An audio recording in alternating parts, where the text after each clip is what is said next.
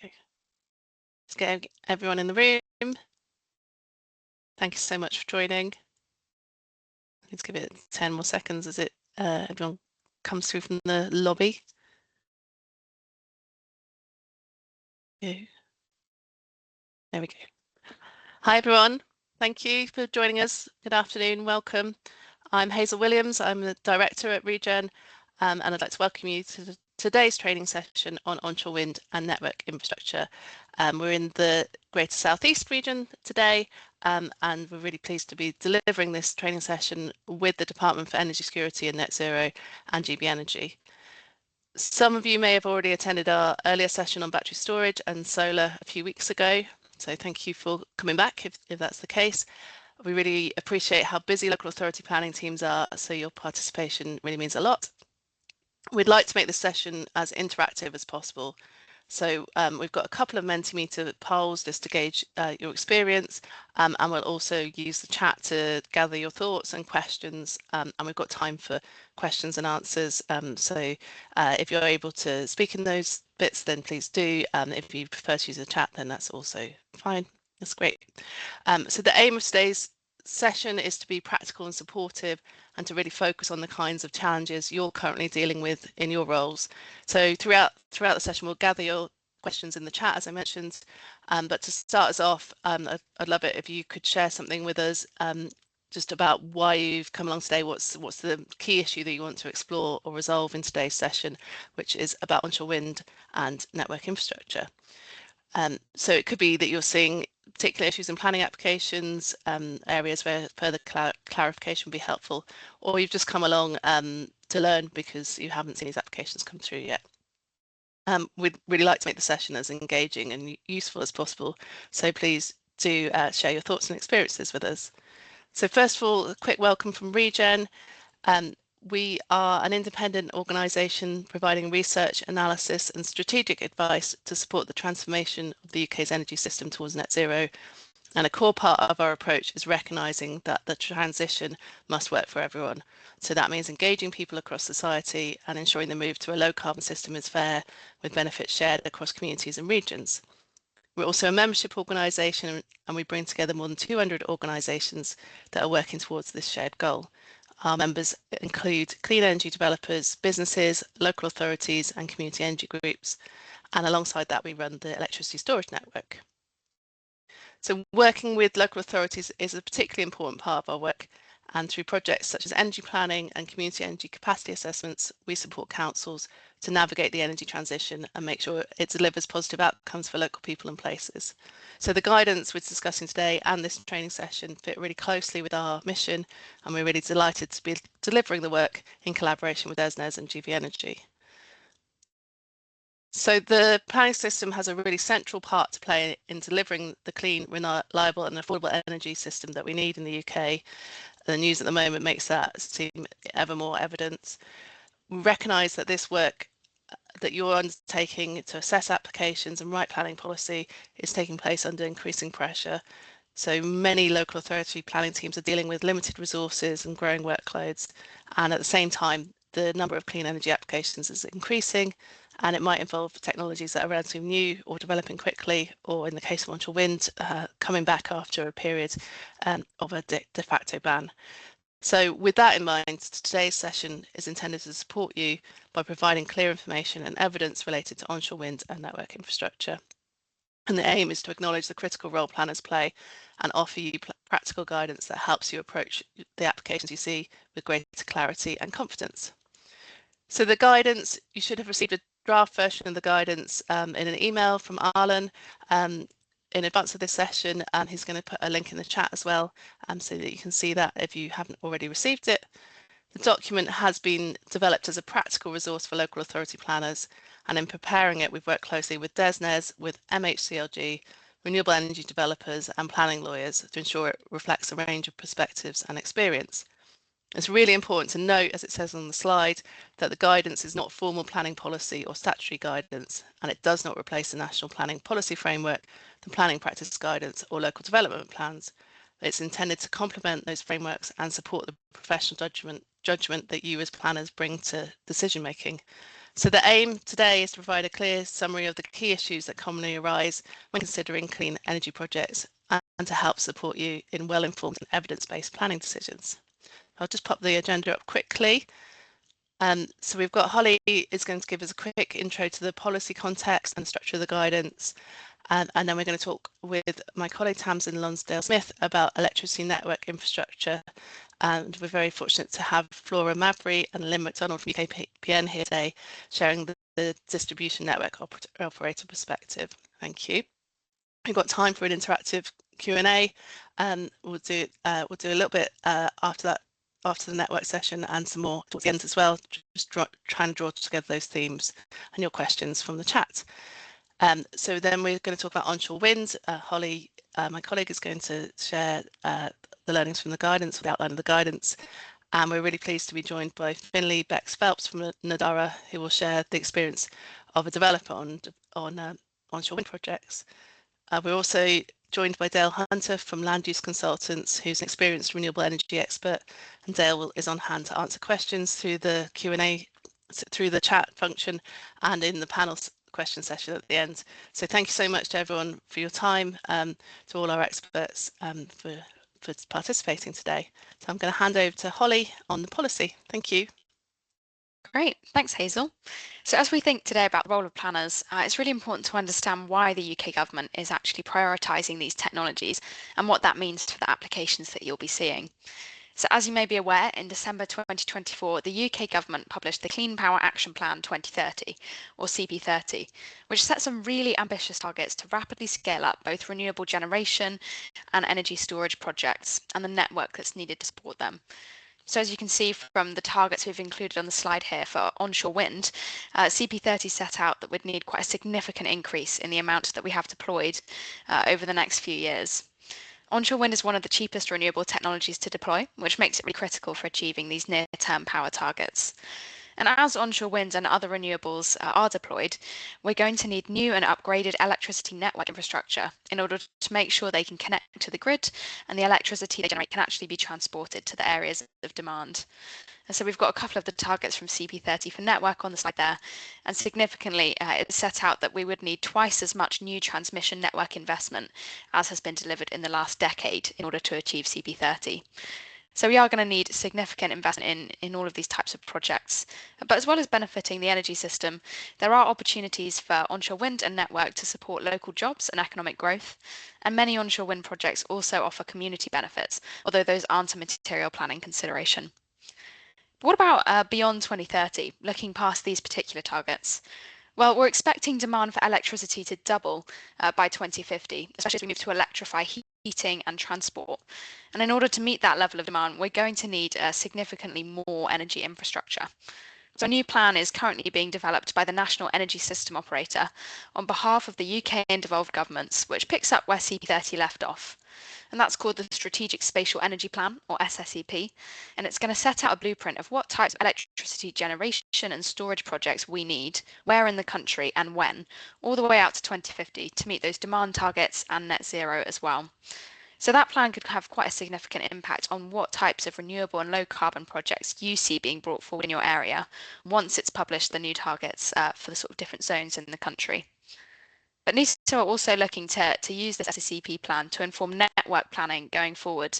So they'll be publishing the Centralised Strategic Network Plan, which will look at how the SSEP can inform transmission network planning, and also the Regional Energy Strategic Plans, or RESPs, that you may have heard more about, looking more at sort of the impact of energy targets on distribution network level networks. But for now, if we move on to the next slide, I think as everyone on this call will be aware, there have been a lot of changes to planning in the last couple of years. And we've just summarised some of those changes on the slide here. But alongside CP30, the SSEP and those other strategic plans, these changes altogether form part of a shift towards a more strategic way of planning our energy system. And that's a change away from the previous market-led approach to building electricity generation and network infrastructure. And the aim is really to accelerate the delivery of a clean and secure energy system while reducing costs for consumers. And one change I'd just like to mention on this slide in particular is that just before Christmas, a draft update to the National Planning Policy Framework was published, which suggested increasing the weight given to the benefits of renewable and low carbon energy from significant to substantial. But in this training today, when we refer to the NPPF, we'll be talking about the current 2024 version, as this new update is still being consulted on. And so on to the next slide. We've just got a bit of a layout that shows you some of the topics that we cover in the guidance documents that Arlen's helpfully shared in the chat as well. So you can see we're going over sort of the government approach and policies towards these technologies, some details about what the technologies themselves include, key components, how they work, and then we go through the routes they can take for getting planning permission, the planning policies that are relevant, before getting into a bit more detail on some of the key decision-making factors that you may have to assess for applications. And that's what we're going to be discussing more today. So I will pass over now to my colleague Tamsin to talk about some of those factors and considerations for electricity network infrastructure. Amazing. Thank you so much, Holly, and thank you to Hazel for kicking us off here. So before I get into my section of the presentation, we've got our first Menti question here on screen. So if you haven't used Menti before, you can interact with it in a couple of different ways. You can take out your mobile device and scan the QR code that's here on screen, or you can go ahead and go to menti.com and enter the code on screen there. So that's 7412. 3086. So the question that we're asking for this first slide here is, what is your experience in assessing electricity network applications? And we've already got a few responses in. So 2 people so far have selected that you've assessed 1 or 2 of these projects already in your area. And some of us are now responding. We've got 3 responses of people who have knowledge of these types of projects but have not actually assessed them. Ooh, that number is growing quite quickly. So quite a few of you know about these types of applications but haven't actually engaged to date. So it'd be really interesting to hear your experiences there. And one response coming in to say never assessed and don't know what they are. So hopefully this session will be hugely insightful and give you a bit more of a background as to what to expect if one of these projects does come through. And we can see that at least one person on the call has assessed quite a few of these projects already. So I'll just leave that open and start into the presentation now. So as my colleague Holly already mentioned, where we heard a bit more about the high-level policy context, new and upgraded electricity network infrastructure is needed to connect new demand and more distributed sources of electricity. I'd like to build on this in a little bit more detail and what that means for the electricity network specifically. So areas of new demand that need electrification might include low voltage assets in residential or commercial buildings, such as heat pumps or electric vehicles that are looking to connect to the lower voltages of the networks. And at the same time, we're seeing a lot of larger developments such as housing or new areas of growth from data centers or new industrial demands that are seeking higher voltage network connections. All of this is going to require new network infrastructure to enable those types of connections. And on the electricity supplied side of things, renewables are rapidly growing to accommodate the need for the transition away from fossil fuels.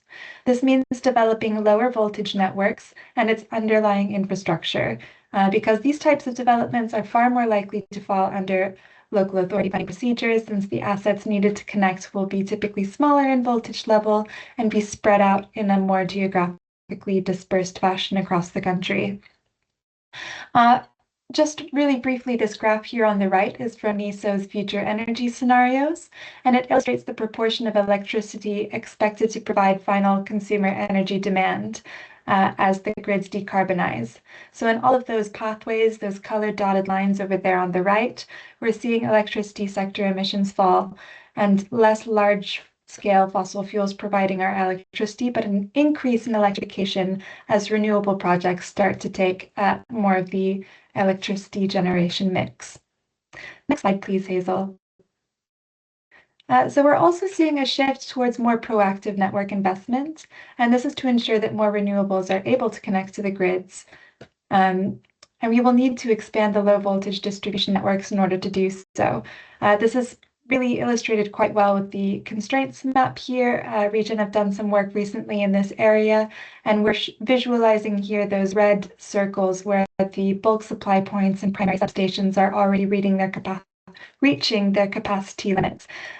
So this illustrates quite well that there is a need to increase network capacity to allow for new customer connections to connect in sites like this in the future. It's important to note that networks are also regulated and make up a large part of consumer bills. So this also has an economic consideration. Historically, investment has been quite reactionary to avoid stranded assets in these higher bills, and this has led in part to these constraints. So as we're running out of room on the networks, we're realizing this isn't such a sustainable growth pattern. And if we want new generation projects to be able to connect in 5 or 10 years' time, then we need to invest in the grid now in a proactive manner as opposed to reactive. Next slide, please. So these maps illustrate my point quite well. Over here on the left, we see an energy system in 2008 where the electricity supply was still met with a smaller number of very large capacity, typically fossil fuel assets connected to the transmission networks.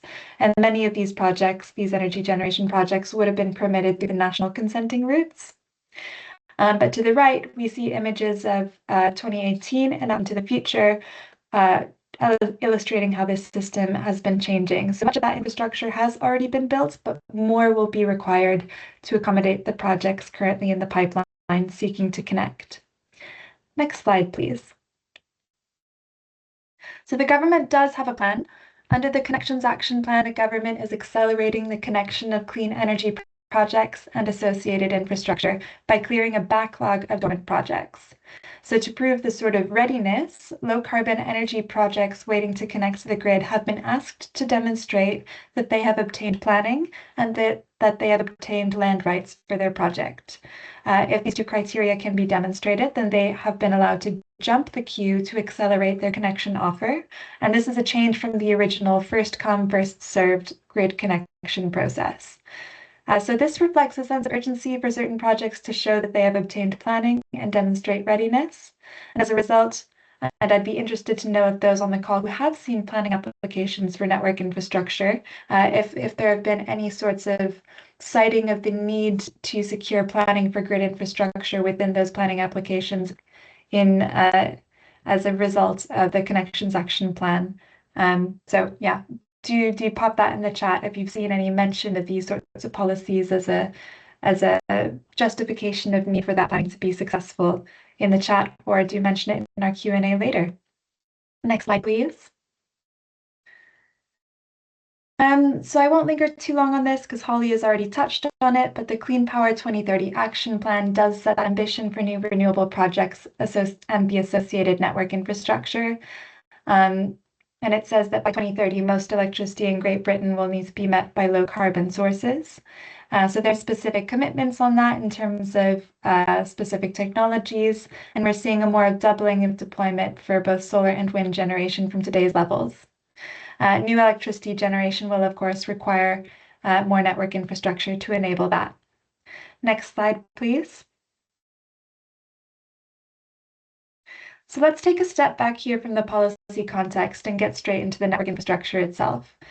What types of infrastructure projects might you encounter as a local planning officer? So I'll start with the gray zone here with the overhead lines.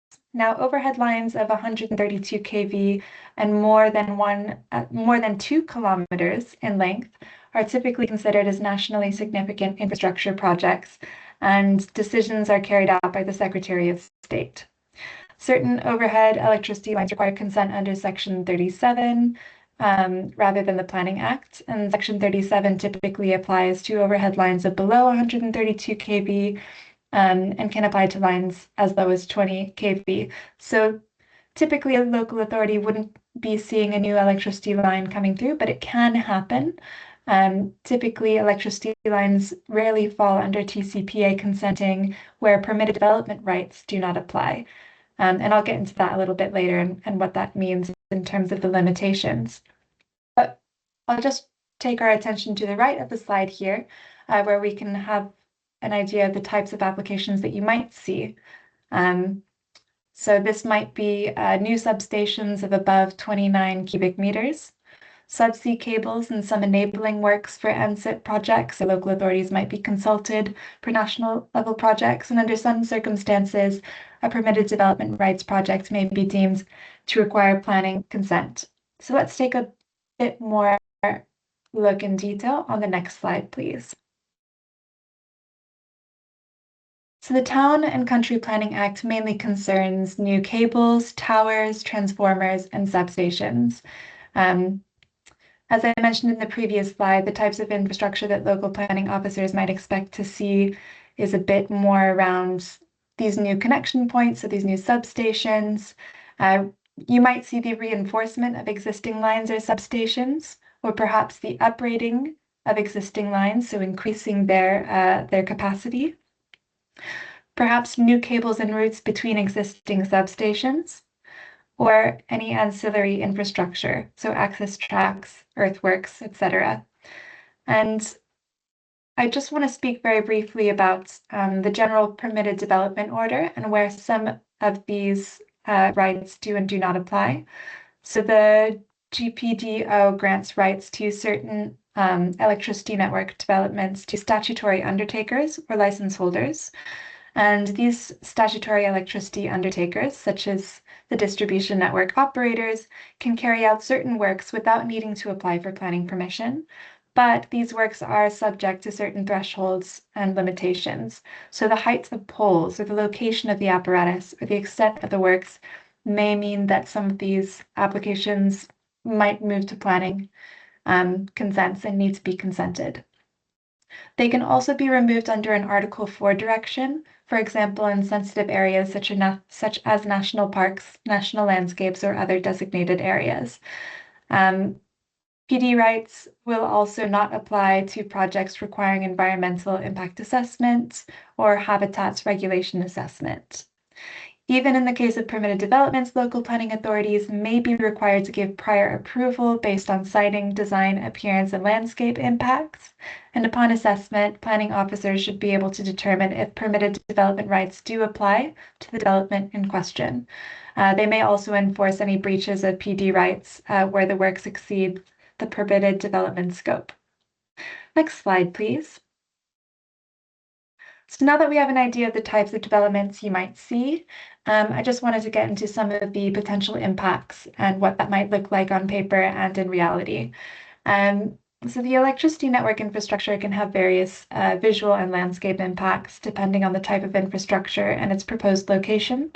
Assessments can be triggered when a proposal is visible from designated or protected landscapes, or from open or undeveloped land where the development would be more prominent.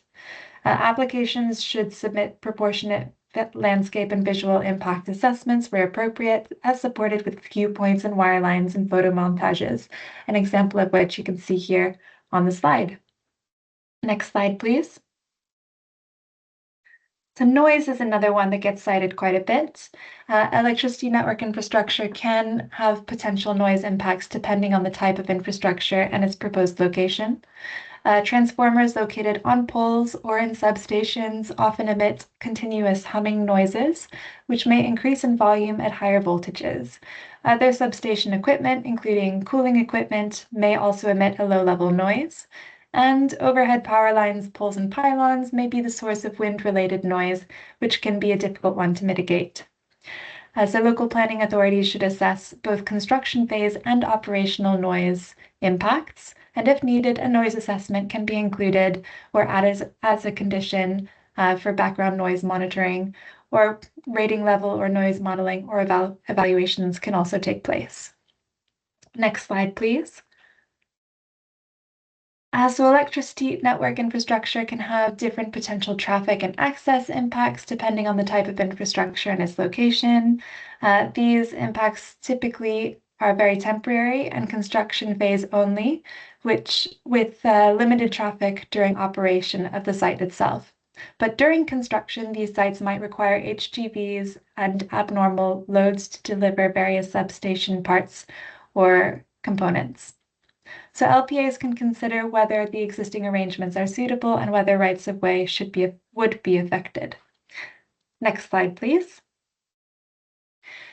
Electromagnetic fields, these do come up quite a bit as well and are usually a hot topic, but electric and magnetic fields are generated by electric voltage and current respectively, which are present in all electrical equipment, including electricity network infrastructure, as well as household equipment, as you can see with the graph, with the image on the screen here. And electromagnetic fields are a phenomenon which involves the simultaneous existence of electric field and magnetic field. So for TCPA consented developments, EMF considerations are most relevant for substations, transformers, above ground electrical equipment associated with underground cables and overhead lines. At high levels, EMFs have negative impacts on human health. To mitigate the risks of these impacts, in the UK, all overhead lines are designed to comply with EMF exposure limits. Local authorities can seek confirmation that the proposed infrastructure do in fact comply with the UK's EMF exposure limits. So yeah, as we see here on the right, network assets often have a lower magnetic field than some typical household appliances.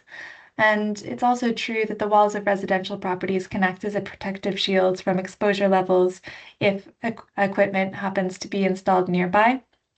Furthermore, underground cables eliminate electric fields altogether, as the sheath around the cable screens these out quite effectively. So yeah. Next slide, please. Heritage. Developments may affect heritage sites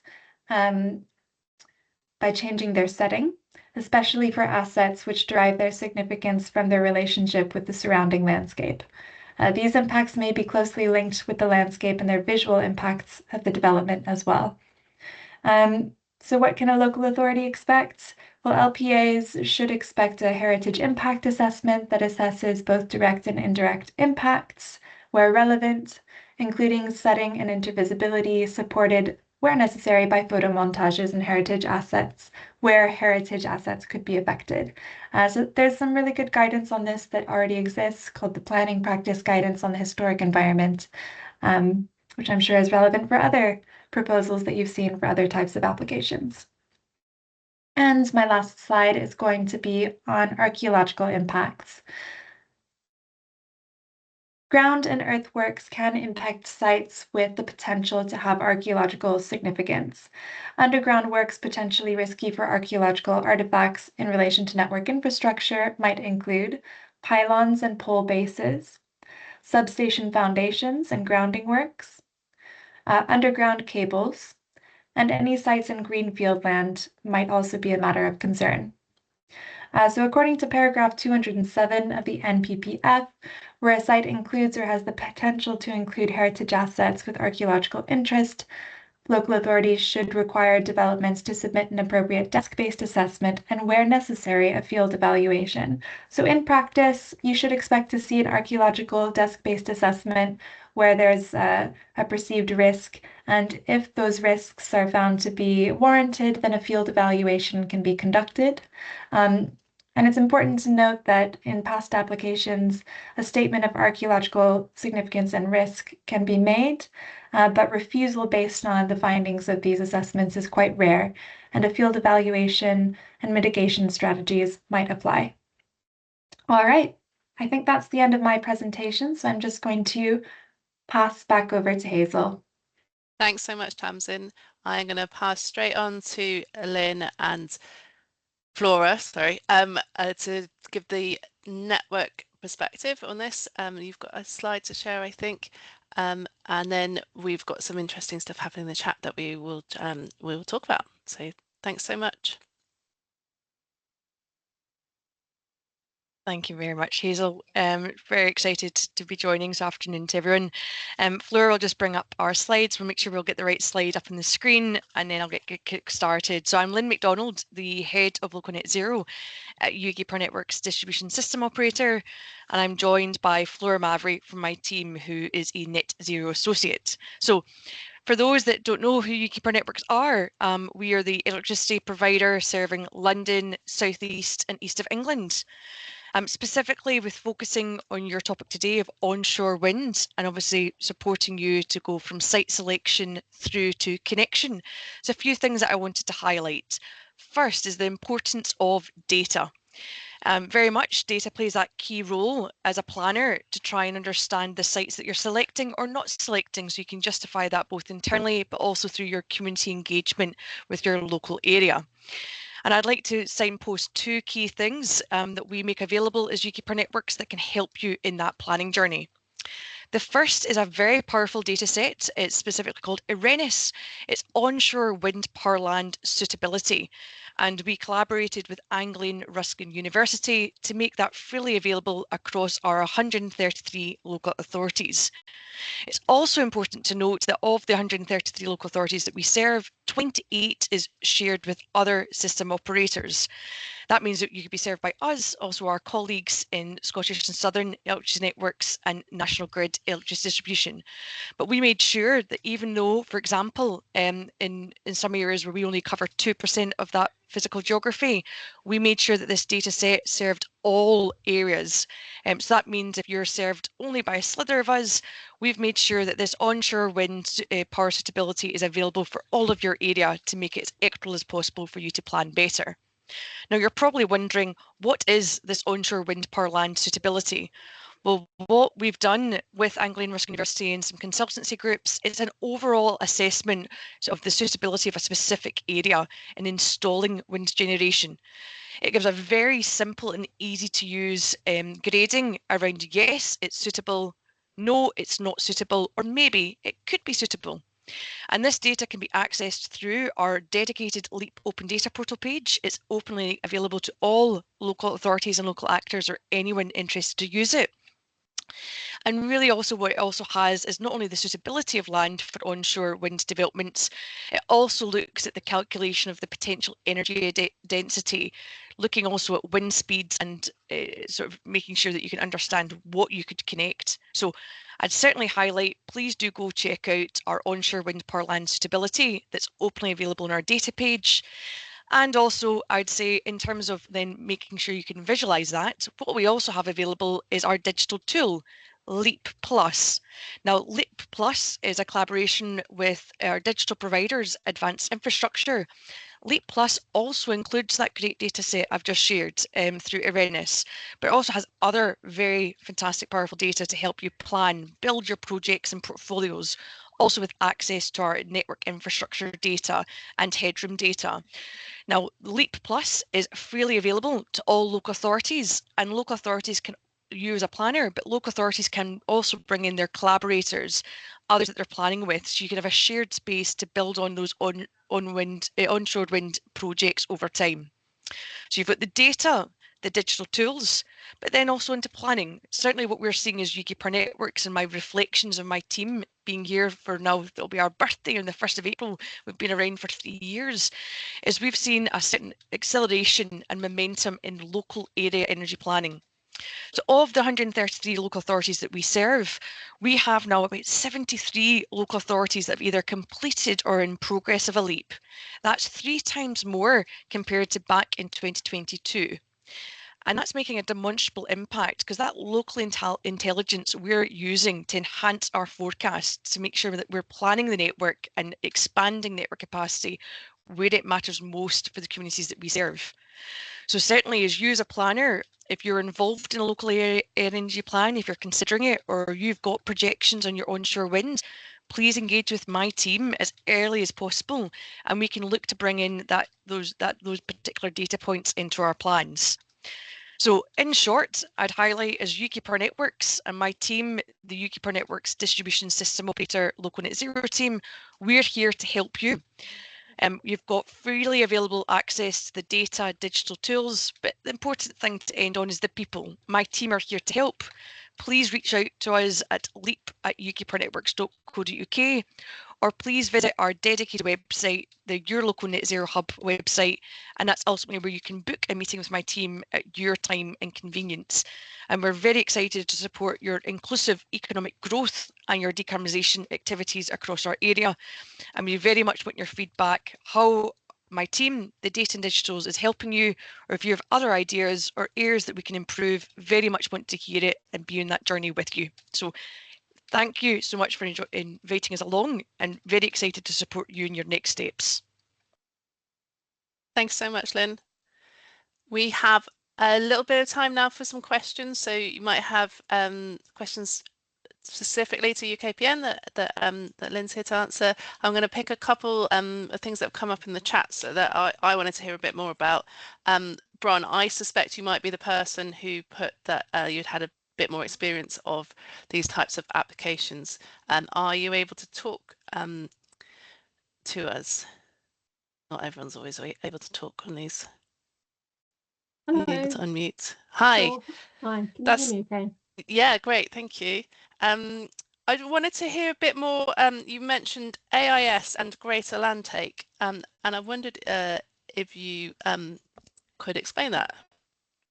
So that's grid supply points, substations. We're seeing where they're being expanded, there's a preference for air insulated rather than gas insulated. And so that requires more land for the equipment to be arranged in a way that makes air insulation possible. That's a bit more of a challenge then from a planning perspective as to how to accommodate that in a landscape. So for us, it's in Baywood Mid Suffolk, we have quite a bit of the transmission network. And for us, we're pushing for a strategic approach to network planning, which we know is coming slowly through RESP, which is great. But the network expansion is happening before RESP is in place. So at the moment, it's really reactive, and we're having to just deal with what turns up rather than being involved in dialogue about planning something that's going to be the most effective outcome. Okay, I feel like this is a point to connect you with Lynn's team. Lynn, did you want to come in there just on the point about the slightly larger space needed around the substation? Is that something that's coming through across the area? Thanks, Bron. Yeah, Bron, thanks so much. Bron, can I just to help me, what area are you from? Sorry, Bron. Baywood Mid Suffolk. So Suffolk, I am already in contact with Ian from UKPN for I was going to check if you're in contact with Ian. I mean, taking a step back, I mean, Bron, probably to first pick up around the sort of proactive planning and getting ahead of time. Certainly, my team is engaged with other colleagues within your local authority around their master planning. And that's where, through our local area energy planning support framework, it's really taking those plans ahead. I think it's also important to note we coordinate and engage with the new NISO RESP. So actually the local intelligence that's advancing and enhancing our forecasts, we've shared directly into the NISO RESP. That's directly influenced their pathway output. And obviously we're responsible for planning and investing the electricity network. So certainly we're closely looking at how we can make that really optimal. I think it's really important, obviously, in all considerations, particularly in a local authority where you've got planning duties, it's thinking of actually the sort of land allocation for building. Obviously, I think, Hazel, this particular case for Bron is a case-by-case basis looking at some of the sites. So I think I'll speak more generally rather than the specific one, because I need to look at Bron's particular site with my engineering hat on. But I would say more broadly, certainly where we can already accommodate build through the existing capacity, that's where we'd first approach. Clearly, we're also responding to network capacity, not only through building new infrastructure, but also expanding new markets called flexibility markets. So there's a role for both in this new world.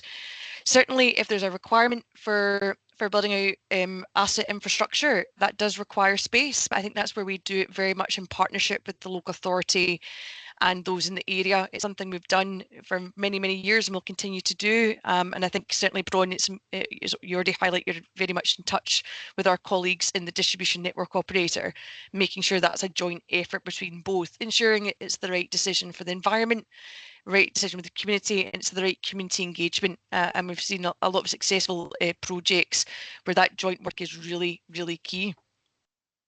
Thanks so much. I also was really interested in the Holford rules, and I wondered, Dale, if you would like to come on and just explain a little bit more to the wider audience about Holford rules. So Dale Hunter from LUC.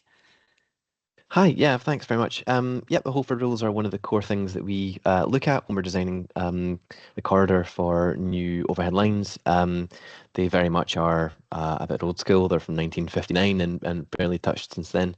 But they're really pretty high level descriptions of where lines should go in relation to features in the landscape, make sure that it's not going right over the top of a hill, for example.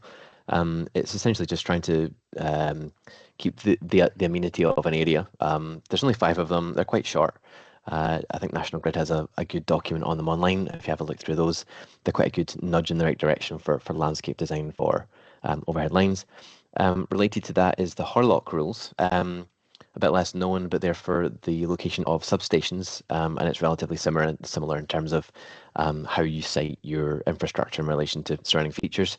That's a core part of what we do in the consultancy world is work with developers to make sure that they're following those rules and sometimes nudge them in one direction or the other. Thanks, Dale. That's really helpful. Bron also mentioned about increasingly looking at vibrations and the impact on heritage. Is that something you've been looking at as well, Dale? Not yet. That's a really good point. That's certainly something that our cultural heritage teams, I'm sure, are up to speed on. I am not myself, but that's an interesting topic, interesting area. I think people see undergrounding as a silver bullet sometimes for energy infrastructure, but we had a statistic recently that's 5 times the cost to underground in locations. And ultimately that cost would go on to taxpayers, onto energy bill payers. So trying to make sure that they're as efficient as possible is a strong point. And obviously there's downsides to undergrounding as well, like for example, vibration. Yep, it's an evolving topic, but it'll be interesting to see what comes out of the research into vibration. Thanks. Lynn, yes, please come in. Yeah, it's just to highlight, and my colleague Flora Mavry has put it into the chat. I mentioned a sort of a powerful data set that we've collaborated with Arenas on and Anglian Ruskin University. That onshore wind power land suitability data set, just to help just in that heritage discussion, it does take into account sort of roads, residential areas, World Heritage sites, agricultural land and flood zones. So it does give that additional insight to help people plan. So it was just to promote that, just given we're discussing about heritage sites just now. Thank you. That's helpful. I think we might come back to this when we've heard from Finlay and Holly on onshore winds, and we'll have a bit more discussion around what local authorities are doing, should be doing in relation to onshore wind with the policy change. So picking up the point that Natalie's made in the chat as well about the NPPF changes on onshore wind. So she'll come back to that, and yeah, I think your data set will be relevant there also. So I'm going to move us on to onshore winds. I'm going to pop the slide up and introduce Holly, who's going to talk us through what the guidance says on onshore wind. Yes, great. Hand over. Great, thanks Hazel. So we've got another Menti poll just to start us off, again, just to see a bit of what people's experiences on assessing onshore wind. So do go on the QR code, go online, or I did put the link as well to join the Menti in the chat. You might have to scroll up a bit to find it, but yeah, it would be great just to see what your experience is like. We know there's been a bit of a pause, shall we say, in onshore wind coming forward in England, so we're expecting that maybe fewer people may have assessed these before, but it looks like we have got people with some experience assessing these projects, so that's really great to see, and it would be great to hear about your experiences there later on.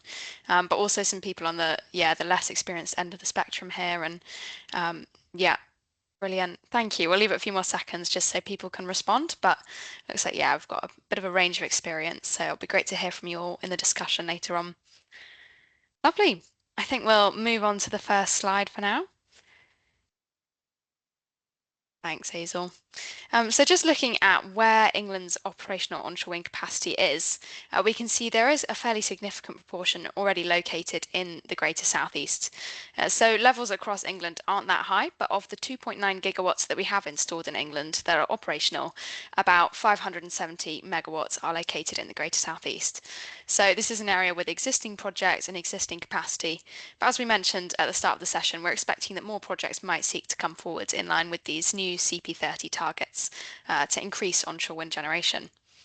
But on the next slide, when we think about onshore wind in terms of the sort of wider energy system, we know that it's a helpful renewable technology, but that its generation does vary depending on weather and season as well.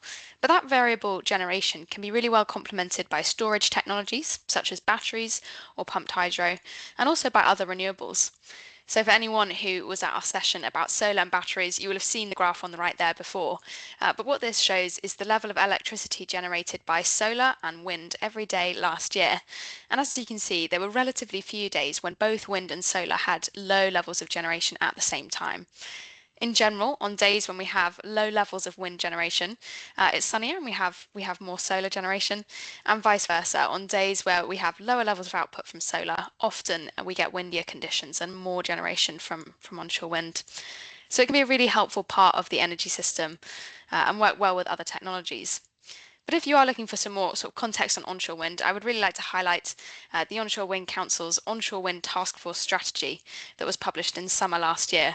And this is a really helpful document that discusses some key topics such as site selection, aviation impacts of onshore wind, community and public perception, and also opportunities for supply chain skills and jobs. Because we know, again, this is a technology that does have the potential to support our economy as well as our energy system. So yeah, I definitely point you to that document, and there's a link there you can use when we share the slides at the end of today. But if we move on to the next slide, I think the main context everyone will probably be aware of is that, quite different to other renewable technologies, onshore wind has just come out of a period where for almost 10 years we had a de facto ban on new projects coming forward in England. So from 2015 to 2024, footnotes in the National Planning Policy Framework meant that onshore wind developments in England had to be in sites allocated in local development plans or neighbourhood plans, and also that they had to fully address any community concerns and have full community support to be approved. So naturally, those conditions did mean to a very low number of projects being approved at this time.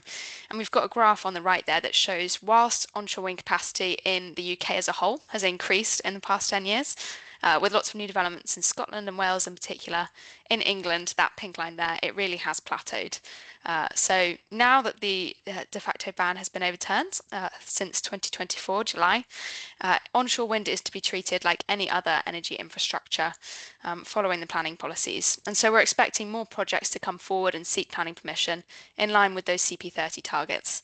And just to really emphasise, sites no longer need to be allocated in a development plan or a neighbourhood development plan either. But while we're on the slide, sort of linked to these changes, also, as of the 31st of December 2025, onshore wind was reintroduced to the nationally significant infrastructure project regime. So when it comes to the level of sort of sites that you'll be looking at assessing as a local planning authority, it's sites up to 100 megawatts that will be coming through the Town and Country Planning Act regime. And as well, there was an update published just yesterday that new permitted development rights have been established for wind turbines, very small ones, up to about 30 metres, for non-domestic properties like schools, farms or factories. So that's something that may be just helpful to be aware of. But moving on to the next slide. Given that it's been sort of quite a while since we saw a lot of projects coming forward in England, we thought we'd start with just a recap of what this technology is. And this is a diagram that I've pulled from the draft guidance document, so you can go ahead and look at it there more in your own time. But just to recap, the head of the turbine, or the nacelle, contains the gearbox and the generator, which are turned by the rotor blades and generate electricity. And that's passed down through a cable in the tower and goes out to the substation buildings. But turbines are generally constructed using steel, the blades tend to use composite materials, and the foundations can be made from reinforced concrete. And those foundations are relatively shallow, with a diameter that's wider than the turbine to help stabilise it. But yeah, do have a look at those turbines in your own time if it's helpful. And on the next page, we have another diagram that shows a sort of typical site layout for an onshore wind farm. And again, you've got your turbines. There are the hard standing areas next to each one where you can store parts and use cranes to construct them or do any repair and maintenance during their lifetime as well. And they're also used for decommissioning. And then the sort of central substation or grid supply point as well is where those underground cables go from the turbines to reach the grid. But over the last 10 years, even though we've seen little development in England, onshore wind technology has been developing. So we also just wanted to recap some of those changes on this slide. And modern turbines have got a lot bigger than they used to be. So turbine blade height is now typically between 150 and 200 meters or even bigger. And rotor diameters have increased from about 120 meters in 2018 to now being over 170 meters. Turbine capacity has increased from being around an average of about 2 megawatts in 2010 to about 4 megawatts in 2020. And now we're seeing new projects coming forward with turbines individually with capacities of 5 to 7.5 megawatts. So they are getting a lot bigger. We've noted on the slide here that a lot of smaller turbines, including the 1 megawatt and sub 1 megawatt designs that used to be quite common, a lot of those are now no longer manufactured or really hard to get hold of. So you are likely to see fewer developments that are commercial, sort of bringing those forwards. And those greater sizes of turbines may exacerbate some of their impacts, but it also reduces the number of turbines that are required to generate the same amount of electricity. So you may be seeing sites coming forward with fewer turbines, although each one is bigger. And also to note on this slide, the sort of lifespan that projects are generally consented for has increased. It used to be typically between 20 and 25 years. Now planning permission tends to be given for 35 years or more. And that's partly as we've seen sort of older wind turbines be able to continue operating longer than we may have thought before. So if we move on to the next slide, we just want to talk through a bit of the sort of particular planning considerations you may come across in applications. But before we do, just to clarify that all projects, as we've mentioned, should be assessed on a case-by-case basis, and this will vary on different sites and designs. But I think when we consider sort of the main impacts from onshore wind, landscape and visual impacts are often the first thing that we probably think of. And onshore wind planning in England does operate within a distinctive landscape context. So it's characterised by more settled and less expansive landscape than those in Scotland's. And as a result, some degree of landscape and visual impact from turbines is probably going to be unavoidable. Onshore wind turbines can change how a landscape is experienced due to their height, the moving blades, and the introduction of large vertical structures. And they may affect the sort of landscape character by altering its scale, the pattern, and the sense of openness. And they may be visible over wide areas, especially when proposed on open or undeveloped landscapes such as uplands and moorlands. So both developers and planners can refer to landscape character assessments when considering these impacts, and also consider whether there are any designated or protected landscapes that might be impacted by proposals. As planners, you can request a landscape and visual impact assessment to be submitted with applications, which will also form part of an environmental impact assessment for projects that are completing those, which will probably be quite common for commercial projects. And these assessments should include maps or zones of visual influence and photo montages as well to show what the impact of the wind farm may be. And we've just noted here that cumulative impacts are again becoming more common as we're looking at more projects coming forward. And this could be in terms of the cumulative impacts with existing operational wind farms in the southeast, but also it may be important to consider any other projects that are seeking planning permission at the same time or that are consented but haven't been built yet. So again, developers providing assessments on this can look at cumulative zones of visual influence and use photo montages to show the proposed scheme alongside other existing, consented or proposed projects in the area. And if we move on to, and one last point on that slide is that the planning practice guidance on renewable and low carbon energy does provide some really useful advice for assessing cumulative impacts if that is something that you're seeing more of. But to move on to the next slide, on a similar sort of topic, we've got visual impacts. So onshore wind turbines can result in visual impacts by introducing large moving structures into views, with their height and rotating blades making them visible over long distances and potentially drawing the eye when seen against the skyline or open landscapes. And visual effects can arise for people using nearby properties, roads, public rights of way, or recreational routes. And they can occur from close range views and also more distant viewpoints. There's no formal guidance or limits on the proximity of turbines to residential properties in England, but the lavender test can be referred to. And this is a case law principle that's applied at the discretion of decision makers. It's not formal planning policy. But a development is generally considered to fail the lavender test if the turbines represent an unpleasantly overwhelming presence, an unavoidable presence in the main views from a house or garden, or an oppressive or overbearing presence, even if the property remains physically habitable. So for proposals that look like they might fail the lavender test, a residential visual amenity assessment can be a helpful thing to request in applications to provide more detail on what those visual impacts might be and any mitigation that's required. And again, we've just noted here that cumulative impacts will be important to consider. But for all of these impacts, we would encourage taking a proportionate approach to assessment, recognising that the scale and nature of the technology means some level of visual influence is likely to be inevitable. But moving on to the next slide, another thing sort of linked to visual impacts is shadow flicker. So we've sort of illustrated in the graphic on the right there that as the sun passes behind the wind turbine and it casts the shadow from the blades as they move will move across the ground. And when those shadows pass over small sort of windows or openings, they can cause flickering of light on the inside of residences. Flickering like this can trigger photosensitive epilepsy, generally at between 3 and 30 flashes per second. But the risk from wind turbines doing this is very low, as large commercial turbines generally rotate at slow speeds and produce fewer than 3 flashes per second. But there is a lot of academic research on this, especially about sort of mitigation and design measures as well. And again, I'd point you to the planning practice guidance, which talks about sort of the range of the area in which you might need to consider this. And also the National Policy Statement for Renewable Energy, EN3, which says it's unlikely to occur beyond 10 rotor diameter distances from a turbine. And just to note there that although national policy statements are generally used to assess nationally significant infrastructure projects, they can be considered a material consideration in TCPA applications if the decision maker thinks that they are pertinent to the application. So that can be some useful information to look at.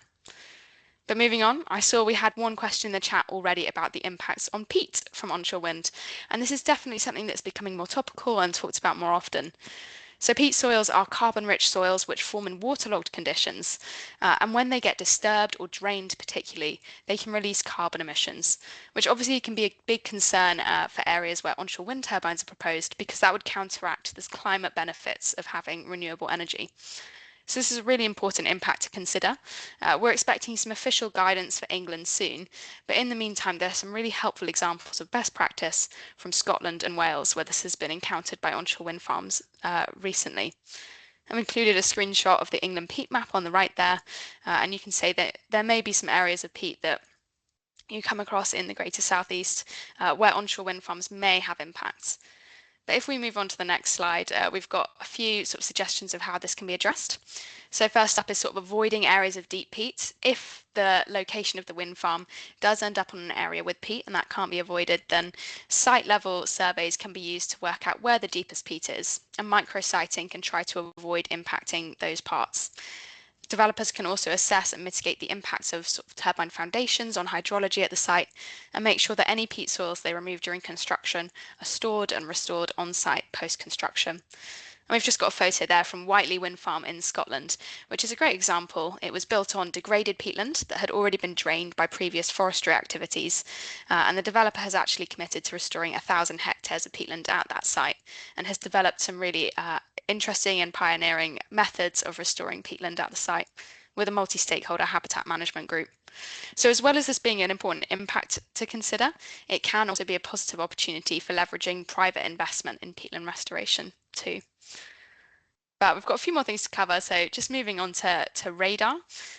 Wind turbines can potentially interfere with radar systems and aviation navigation, where the moving blades block or reflect radar signals. So this may need to be assessed for onshore wind proposals, especially those within the consultation or safeguarding zone of a radar installation, including civil aviation radar, air traffic control radar, or defence radar. There's some more information provided on this in the Onshore Wind Task Force strategy, as I've included a picture of it there. But the really important thing to emphasise is that where this is likely to be an issue for proposals, the most important thing is early engagement with the aviation safety authorities. And the developer should be consulting the Civil Aviation Authority, the Ministry of Defence, safeguarding officers and National Air Traffic Services, depending on who is relevant to the site. It's important to consider the significance of any of these impacts and address mitigation, which might include height reduction of turbines, micrositing, or technical radar solutions. And those issues should try to be resolved prior to determination of an application. But just to discuss a couple more things, the next slide has some details on transport. So this can be a key consideration for onshore wind farm developments, especially during construction, because we know that wind turbines have very big components, especially these modern models that we're seeing brought forward. Even where the tower sections are sort of broken up into sections, they're still very large components. So there may be a requirement for abnormal indivisible loads, indivisible loads to be transported to the site. And it's important for developers to think about the suitability of roads, those with weight limits, tight bends, weak bridges, or sensitive roadside receptors as well, and demonstrate that abnormal load routes are feasible, safe, and deliverable, and to identify any highway works that might be required. They should be providing proportionate transport information in applications, which could include a transport assessment or transport statement, setting out the predicted construction and operational traffic levels and any potential impacts. And if necessary, a construction traffic management plan may also be required, could be required as a planning condition prior to commencement of construction, which can just give a little bit more information about how the construction traffic will be routed, timed, and controlled. But just to cover one final point before I hand over to Finn, repowering is a topic that we're seeing coming up more and more. So repowering refers to a decision you can make at the end of the lifetime of a consented onshore wind project. If it reaches the end of its planning lifetime, you can either decommission the site and remove all of the technology. You can apply for a lifetime extension, often through a Section 73 application, to keep operating the site for a bit longer, or you can look to repower it. And this involves taking out the old turbines and installing new turbines and getting a whole new lifetime approved for the site. So repowering does require a whole new planning application, but this is quite an exciting opportunity because we're seeing that where repowering happens, often you can install fewer turbines in place of the old ones and still significantly increase the capacity of the site for generating. And Regen's recently published a report on this, and we've got a graphic from it there that just shows that by 2035, over half of Britain's current onshore wind capacity is going to be facing these decisions about whether to decommission, whether to repower. So this could be something that you see coming up more often in your region. But for now, I'll pass back to Hazel. Thanks, Holly. That was a good whistle-stop tour. We've got lots of kind of side points coming through in the chat, so we will try and pick those up. But for now, I'm going to pass to Finlay Bex-Phelps from Nadara to give that as that developer perspective, and then we can pick up some of the questions at the panel. Thank you very much. Brilliant, thank you. And also thank you to you all for being planners. You are vital to making this process a success. I had a public exhibition up on the Isle of Skye last year for Benaktil repowering, and I'm always very keen to make sure that we are being open and transparent about what it is that we are doing. And there was someone who spoke against the project. I spoke to him afterwards and said, look, you know, we may never see necessarily eye to eye, but it would be nice to have an opportunity to sit down and have a call, just so that you know who I am and vice versa. And so we did do that. And this gentleman has spent his career in finance and around the world, and we really went down to ground roots and went for absolutely everything. And we got to the conclusion was we may not necessarily ever see eye to eye, but arguably onshore wind or renewables generally is probably one of the most complex subjects he's ever had to deal with. And I think particularly for what you guys are sort of embarking on and what the ambitions are within England is there are a whole host of different, very technically complex subjects that we are trying to narrow down to get to one acceptable place, and it takes time and effort and consideration and compromise through that journey as well. And so it's by no means easy, and I think conversations like this are going to be vitally important as part of that. Just quickly as part of Nadara, so we are one of the largest independent power producers in the country. So we operate 45 wind farms throughout the UK. We've got 13 currently in operation in England, 25 in Scotland, the remaining ones in Wales. And we actually worked alongside Regen, or co-sponsored the paper that Regen referenced on the repowering. So what I'm going to quickly touch on is just about how do you go around finding a site. What does repowering look like? And then I'm also going to go through touching on life extensions as well. Some of this may, well, in my world it feels obvious, but may not necessarily for everyone that's never experienced it before. you cannot put an onshore wind farm everywhere. It's physically not possible. There are hard constraints that we may see or not see. And so when you begin to embark on a journey to try and find out where best to look at it, you will build up a map of very hard constraints. And the most obvious ones will be around ecological designations. So your special protection areas or special areas of conservation or triple I's and so on. You'll then have buffers from watercourses. You'll have slopes that are too steep to put turbines on as well. So you build them all up on a map. But then you also build in residential buffers. And normally you would start off with roughly about a kilometre away from properties. That's not a hard and fast rule, it's just a starting point. And when we're particularly focusing on England, and you will obviously know that there's been a lot more development in Scotland, when you apply those principles in Scotland, suddenly what you find is these large open spaces, and where in theory, a wind farm could go. Whether it's acceptable or not is a slightly different conversation, but that's your starting point. When you go through the same process in England, it looks entirely different. These areas are going to be much more smaller than what you might see necessarily up in Scotland. And so the size of those sites that you are likely to be going to deal with are probably going to be on the 5 to 10 turbine sizes. And 10 is probably on the larger scale. It'll probably be a touch smaller than that as well. And so that's, I suspect, in the realms of what you are going to deal with.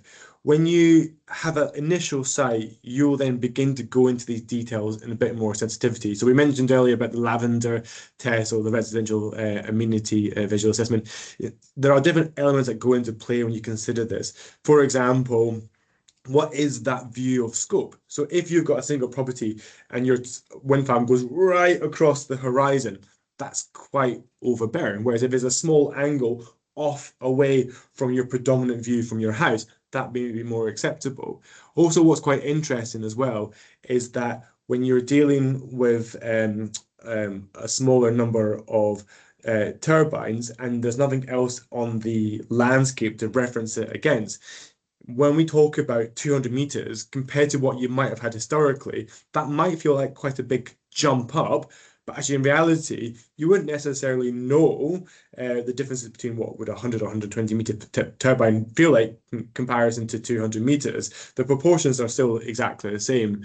And actually, last year we built a project in Sweden, and the turbines there were 250 meters to tip, and the proportions were exactly the same. And yes, when you stood below them, it felt different compared to some of the turbines I've seen in Scotland, but from the distance away, there was no comparing that to what an older turbine would have looked like.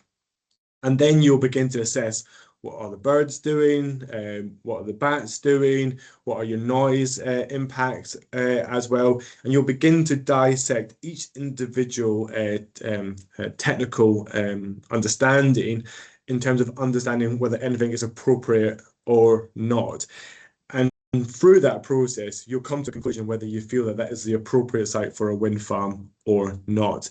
Now, one of the things that we have to be very aware of, particularly in England, is that because we've sort of essentially had this hiatus of development, we built turbines at 100 to 120 meters to tip, and then we sort of stopped.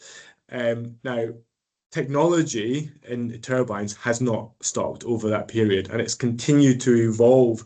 And we mentioned earlier that turbines up to about 200 meters a tip. I look after Finland as well, and we're now up to about 300 meters to tip there. But that's more to do, that's where the wind is, and that's why we have to go a bit bigger. Now, I remember 10, 15 years ago, we'd get told, say, oh, you got 120, that feels about right. Well, unfortunately, it's very hard, if at all possible, to buy turbines at that size. So there needs to be a degree of acceptance that that's where technology is now sitting. And because the journey for onshore wind development takes time, we have to be very conscious that actually we're trying to consent something that can be delivered in a couple of years' time, not necessarily today. What a lot of you will be dealing with, particularly, is around repowering, and I've seen that in the questions earlier. Now, one of the things I mentioned, or I noticed a question that why old turbines, because So within repowering, particularly within the regen paper, and it's definitely worth circulating this afterwards, what we identified that there was no specific definition of what repowering was. Now, in Portugal, repowering is very clearly defined as a like-for-like for installed megawatts. Now, because our turbines have evolved so much so, quite often we're dealing with a smaller number of turbines. So on our more recent sites, for example, in Benglass in Scotland, we've got 14 turbines there at an installed capacity of 8 megawatts, and we're looking at replacing that with 7 turbines up to about 30, 40 megawatts. So less clutter in terms of visual impact, but increasingly in large installed capacities. Now, we've got repowering there with what we consider to be within the footprint of what was originally there. Then if you want to add in a couple of additional turbines, that's the extension. You can also upgrade turbines as well. So we are on a bit of a journey to look at, whether you install winglets, for example, and that can increase the yield out of that particular site, or you can decommission it.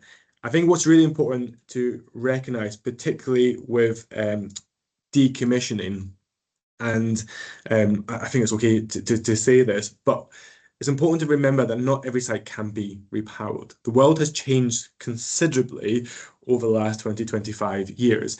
So when we talk about a noise constraint is a physical thing in that there are very clear stipulations on how loud you can operate at someone's house. So it's under the ETSU guidelines, we're at 35 decibels. If that property is financially involved, you're at 45 decibels. That's about as loud as your living room that is when it is quiet. These are really quiet conditions in which we have to do.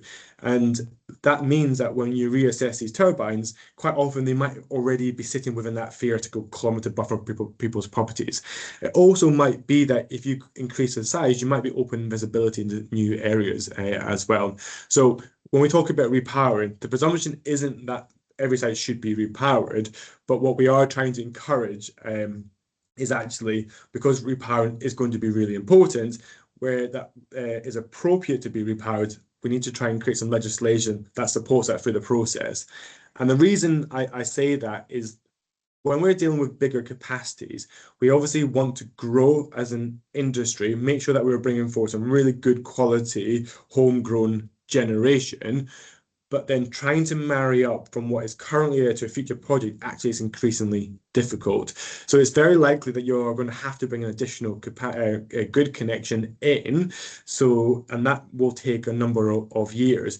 So if you were to decommission the entire site, and let's say, for example, it had the capacity of one large modern turbine, that one large modern turbine operating on its own might have a larger visual impact than it was if it was alongside 5 turbines, for example.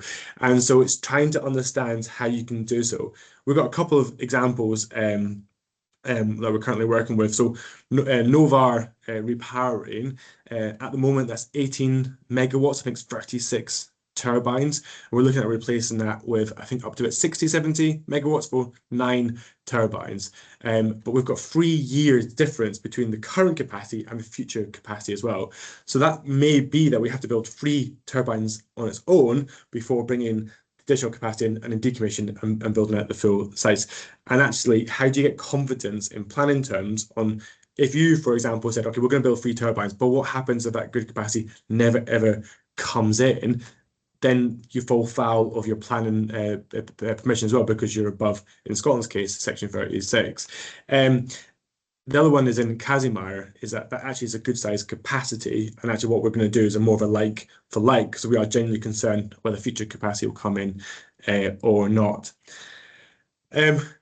If, however, you decide that the site is not suitable to be repowered, it might be worthwhile to sweat the asset. Maybe the turbines are still working in relatively okay condition. Maybe you can still get a new gearbox, or maybe you can do something to the site that just keep it going for a bit longer. And we've done a whole bunch of life extensions. I'm just going to very quickly touch on that before I finish up. So we've recently just submitted a life extension for a project called Onshore in the south of Wales. It's taken us now almost 1.5 years to compile an application to essentially prove that what is already there is actually there and that there's no impact. And the bit that I think the sort of message I want to leave here with you guys is communication. So we've had on that particular project, sorry, so we had to do bird work. We had to survey all the birds. We had to survey all the bats. We managed to argue that we didn't need to do route assessments either. We also had to provide feedback on what we had done on the habitat management plans. And the ultimate objective is basically trying to argue whether anything has changed or whether the baseline has changed or not. And ultimately, the prospect there is, well, there's been a wind farm operating for 20 to 25 years, and that's already built in a degree of acceptance. So we think we have to be very conscious over what the proportionate element is required for a life extension.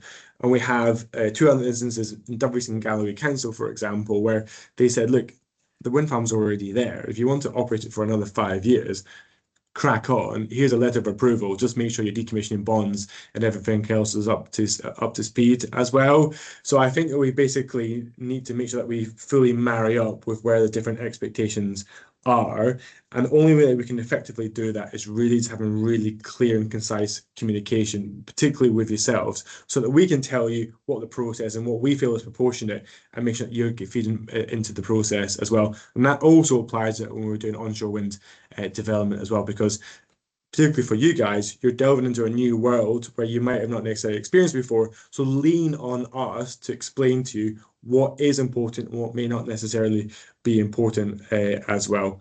Sorry, that was absolute whistle-stop tour of life extensions and repowering, but loads of examples. But I'm very happy to continue the conversation at a later date as well. Thanks, Finlay. Yeah, thank you. Some of the points you touched on are the recommendations that are in that paper on repowering about how local authorities treat those applications and the fact that the data is, is already there from the wind farm. We don't need to do more studies necessarily.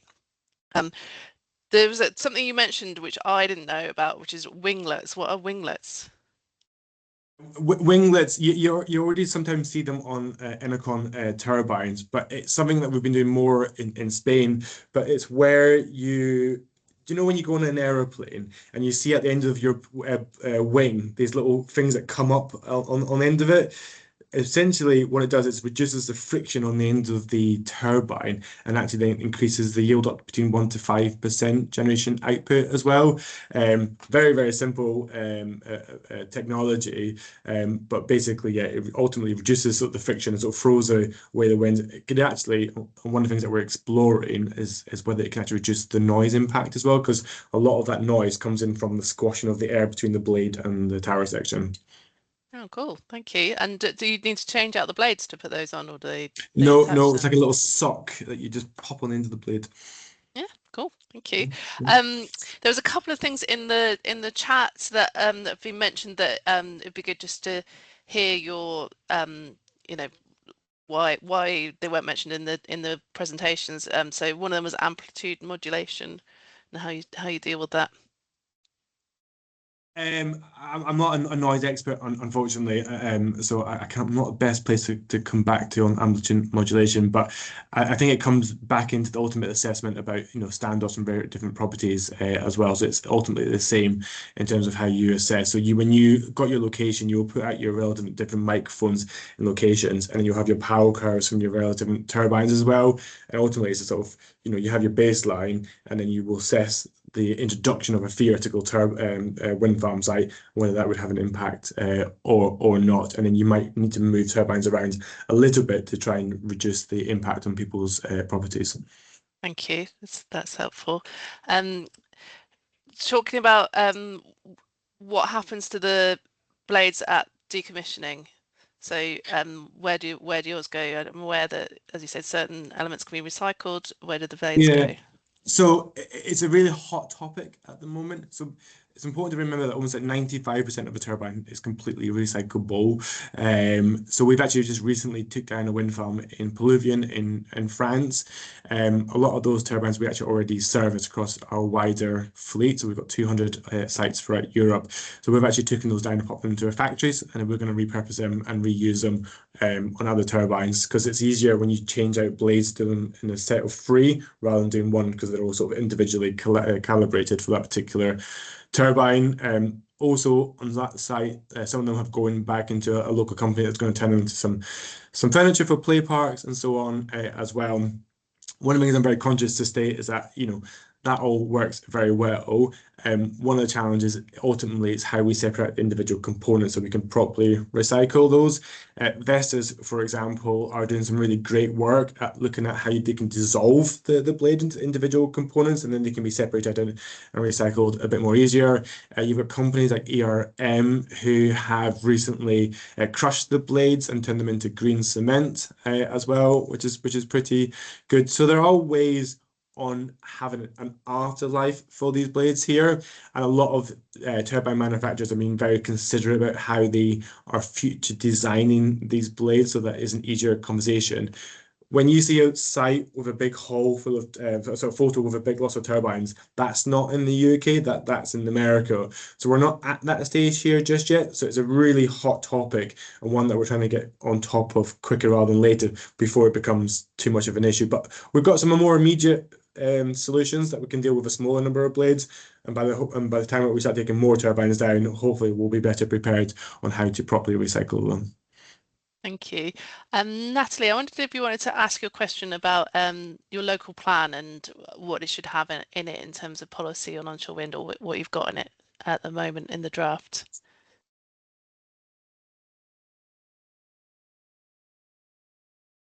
Are you there, Natalie?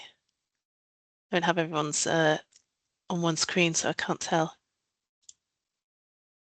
Maybe she's not able to speak at this point. So she just popped in the chat that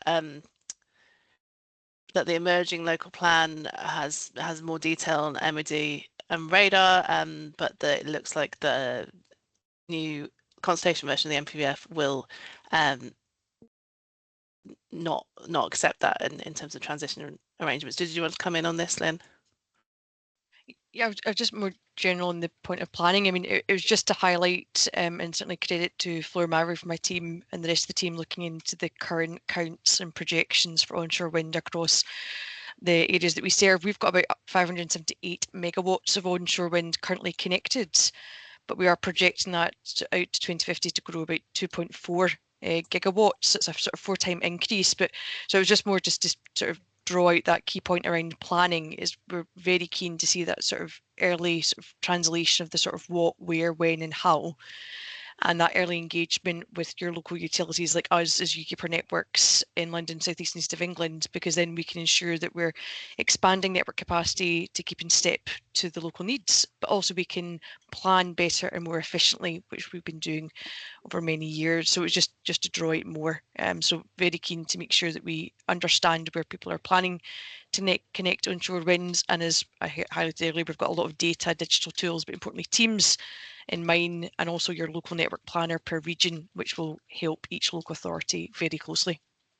Thank you. Holly, we did some bit of research in terms of looking at local plans and where they are at the moment in terms of policies. You want to come in quickly? Yeah, this was some work we did just at the end of last year. You can find it on the Regen website.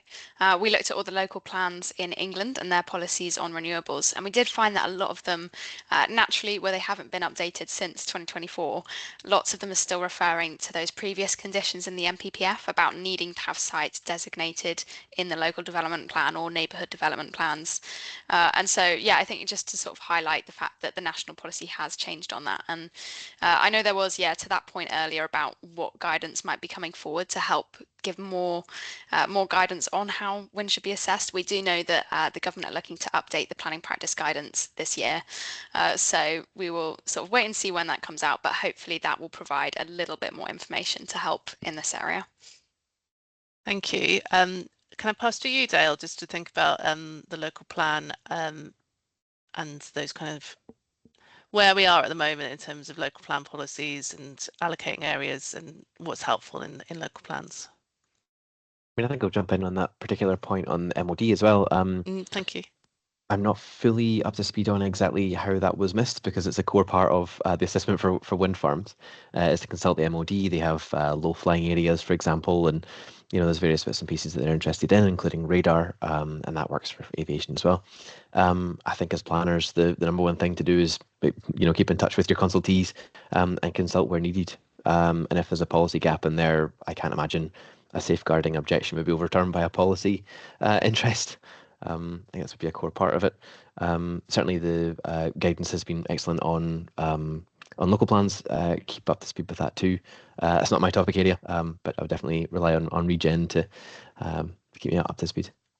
Thanks. And Holly, there is reference to the PPG as well, isn't there? So that although that's not the PPG, sorry, the EN3 in terms of how that relates to TCPA. Can you come in so I don't muddle it up? Yeah, no, absolutely. So yeah, there isn't that much detail on assessing renewables in the NPPF. The planning practice guidance on renewables and low carbon energy does provide a bit more detail, including on onshore wind. But like we said, that hasn't been updated for a while. The National Policy Statement on Renewables, so EN3, gives quite a lot more detail on assessing onshore wind. And obviously that is aimed at the larger nationally significant projects, so looking at above 100 megawatts. But that can be a useful place to see more details and see how topics are assessed at that level. And yeah, we have sort of seen in sort of cases that can be a material consideration if the decision maker decides that it is. So it's not something that projects have to be assessed against, but if it's helpful to refer to that more up-to-date sort of information that's in the national policy statements, you can decide that it is material for a decision. Thank you. So just going back to the point around areas, Lynn, you mentioned your tool, the data set. DESNZ are thinking about whether or not they produce a similar kind of tool. So obviously that would be worth a conversation with yourself. Have you seen many local areas use your tool in terms of looking at actual policy setting?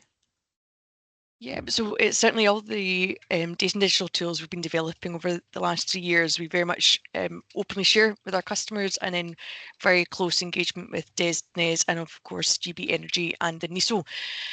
In terms of our local authorities using our tools, simple answer is yes, which is fantastic, and they're using that for many varying use cases.